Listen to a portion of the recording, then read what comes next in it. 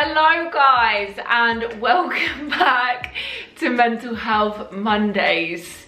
It's been a while, and if you're new to my channel then welcome. I make videos on all types of things, but Mental Health Mondays have been an institution here. I just took a little bit of a break because I feel sometimes I need that for my mental health.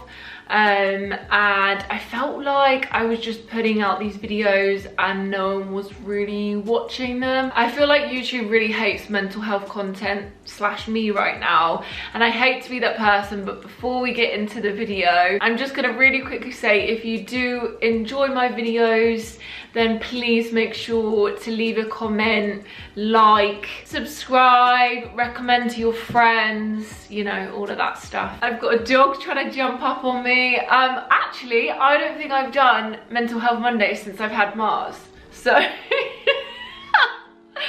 who's just stolen my flipping sleep mask from upstairs, thank you. So I've got both the dogs here. I've got Lola, I don't know if you can just see her little head. So yeah, anyway, introduction / catch up over with. I thought for the first Mental Health Monday back, I would do a mental health assumptions, and I put out a thing on my Instagram and I told you guys to go in on me, and you're all so sweet.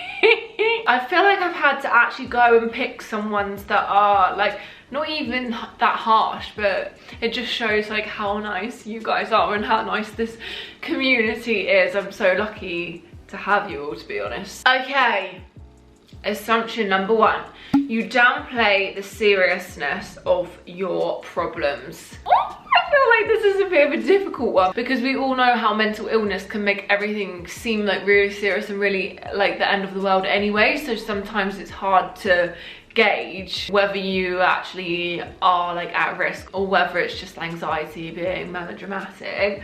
I feel like, yes, my past couple of relapses have been quite bad, and I haven't really spoken about how bad they've been on here because I feel like I have this like image to uphold. Next question: you've used your mental health as an excuse out of something and then felt guilty after. You know what, like I used to do it all the time, and I would say that I didn't even feel guilty because I was unwell, right? Hear me out. I didn't, in my brain, I didn't realize that it using mental health like wasn't always a valid get out of jail card. Like, I did some bad things to people. I used to obviously, yeah, make excuses to not go to places because of my mental health. I will say this, I definitely did with my exam. I definitely, and I was kind of aware of this. I do feel guilty about that because I was in quite a bad place with my anxiety when I was with him. So I would get him to go out and do his shopping and do like tasks and like little errands for me that I was too anxious to do, and I feel like maybe I used that more than I should have, if that makes sense. But he was like more than willing to do it, like he would always offer.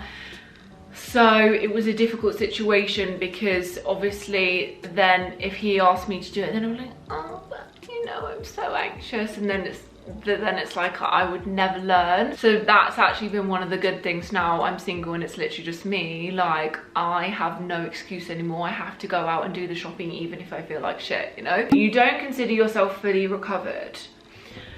I don't think I ever will. I always thought that there would come a point in my life where mental illness like wouldn't bother me, but I slowly came to the realization that it is like a daily battle. I do get frustrated and annoyed with myself that some of these things still really affect me, like my anxiety and like low self-esteem and all of that just will like are so hard to shake. But then I've also come to the realization that I don't need to get rid of them. They're gonna be there, so I've just got to learn to deal with them. But I don't know if any of you guys can relate to this. I do often think, like, I should be recovered by now. Like, come on, I shouldn't still have these issues. You regret self-harming, but You don't seem ashamed of your scars. Oh, that's a difficult one. I don't think I regret self-harming because I think it taught me a lot, even though like I am conscious on a daily basis of my scars when I go into social scenarios, and now I'm getting older as well. I just feel like it has been on my mind a lot recently. I'm about to turn 26 and all of this stuff happened when I was 18, so I don't think I was really, I didn't think about how it was going to affect me in later life. I am not ashamed of my scars because I've learned not to be, and I've learned that they're a part of me, and I wouldn't be sat here making these videos if it wasn't for them. You overthink the problem to be more than it actually is. Literally, story of my life with everything. Like any small little problem, even if it's not a problem, you name it, I overthink it. You still feel like you were never sick enough and want to go back sometimes. Yeah, I've spoken about this. I did a video on comparing self-harm, and I think I touched on it then with the whole, like, so with my self-harm, I would make it worse and worse and worse, so I could seem like I was the worst self-harmer in the world, which I'm not, and I never will be. And I don't think there's really a scale, because I mean, I suppose the people that are the best self-harmers are not actually alive to tell the tale. I want to do a video on this specific subject, on being the illest, because I do feel like there's a lot of competition within the mental health world, especially like with the world of the private accounts on Instagram. I know when I was on it, it was actually like a very unhealthy place to be. Also, for example, I wasn't sectioned. I was a voluntary emergency patient, and I feel the need to say that. I feel the need to say I was an emergency patient to make it seem as if, oh, I was really, really ill, like I had to go into hospital, you know. But yeah, I still do think that way. I think, oh, like I should go back and I should have been sectioned 5 times, been to all these different hospitals to be able to sit here and give this advice, because I almost don't feel like I qualify for it. And this assumption, you gaslit yourself and your memory when you were ill, this is literally it. I would always make it seem as if I was in hospital for so much longer than I was. It was literally only a month or 2, and I can't actually remember like how long I was in there, because I told myself for so long that I was in there for so much longer, because that meant that I was iller. This is an interesting one. You were suicidal but scared to die. Now we're getting deep. I do actually think about this a lot. I think when it comes to it, when I talk about me being suicidal, it wasn't the fact that I wanted to die. I just didn't want to exist in that current reality.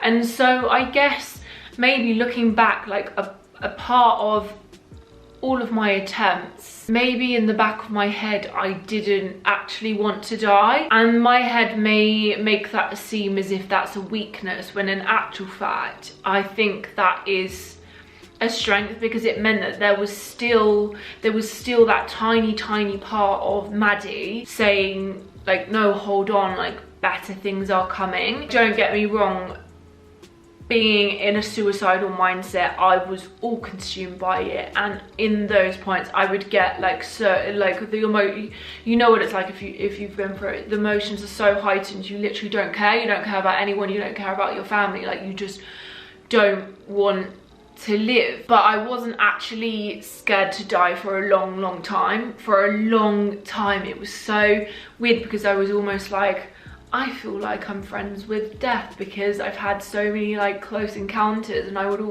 almost like make it like a sick little thing in my head and like a joke, like I don't care if I die. When you were ill, you attracted people who romanticized your illness.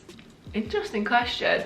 No, I never got anyone that romanticized my illness. I definitely attracted other people who had mental health problems. I was seeing this guy for a while who was also really unwell when I was 18, and we were both like just absolutely terrible for each other. But I think when you're like that, you attract people like that. Like still today, I tend to just, I don't know, I tend to attract people with mental health problems. You used to relate to Effy from Skins. Yes, didn't we all? Like I literally wanted to be like her, to the point where I literally, you know that scene where she pins up a load of like messed up like devil-esque stuff on the wall. In my hospital room, I would draw messed up stuff and stick it all up the wall. Like most people would have like positive quotes, and my whole thing was like black scribbles. And like, just to be fair,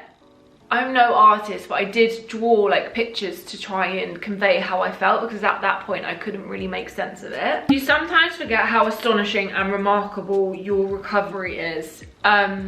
Yeah, I am very hard on myself, and I compare myself a lot, especially recently, to a lot of other like YouTubers and Instagrammers. But I have to remind myself that I've been through a lot to get to where I am, and where I am in life is actually considered quite successful, never mind like battling like BPD and hospital stuff and all of that. You found yourself victimizing yourself constantly when you were unwell. Yeah, literally all the time. And it's so funny because I get people doing it to me, and I can instantly see what they're doing, and I just don't, I don't stand for it, because it's like, I get why they're doing it. And I spoke to my psychologist about this the other day, about how like why we want people to feel sorry for us, because in actual fact, like what did me victimizing myself get me? It got people's sympathy, but did that help any of my issues? No, it didn't. Okay, last couple. You only cut for attention.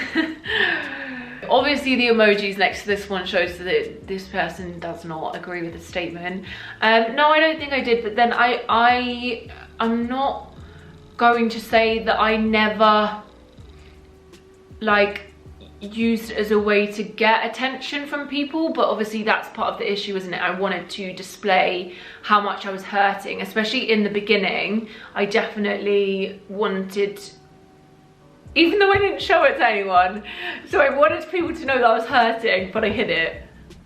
Logic. Final question is, you suffered trauma when you was younger. I hope that's not true. The thing is, trauma comes in loads of different forms, and with my diagnosis with BPD, that, I mean, I wouldn't really say I relate to that much anymore. It is said a lot that you have, not you have to, but a lot of people with BPD go through trauma when they were younger. So although I didn't go through what you could class as the typical trauma with some form of abuse when I was younger, I definitely did have traumas that I won't get into them, but definitely fed into my issues then and even still today. So that's it. I hope you've enjoyed this. I feel like it's been a nice chat. Like, I love just doing these videos where I just sit down and chat. Leave me suggestions for any other mental health videos. I do have like a load of videos planned for you guys. Make sure you also give this video a thumbs up if you liked it. It really, really helps me out. So I will see you soon. Goodbye.